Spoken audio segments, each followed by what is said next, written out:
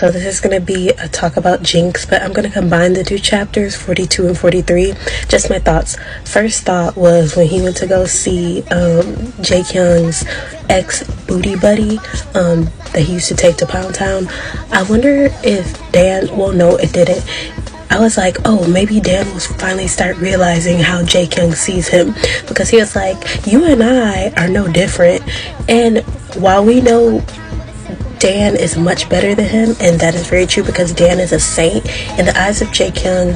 If he's using you, you're all one and the same to him, and I think that's what he meant. And then poor baby scraped his knee, and then on top of that, he is like working.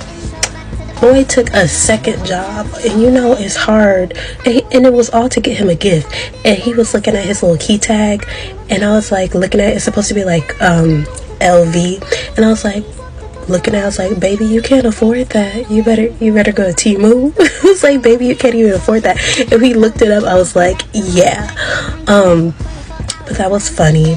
But he is just slaving over like getting him a freaking gift, and he finally got one, but we don't know where it is or where it came from. And I think if he actually bought him like the replacement, boy, you could have got him something for less. And then we jump to the next chapter where they do a surprise birthday for him, and the fine older bearded man tells him, you better just have fun. Everybody wanted to put this on for you. Chill out. They go to out to drink. Well, they do. Jaekyung is not drinking for the match, but they have a dinner. But he accidentally ends up drinking Dan's soju, and he's drunk. But you can never tell because he has like a poker face on. I'm like, oh, he's drunk? Are we finally gonna get some secrets out of him? I think Dan is sober and Jaekyung is not, so I'm not for that whole like doing the do while somebody is under the influence. But we might get some secrets.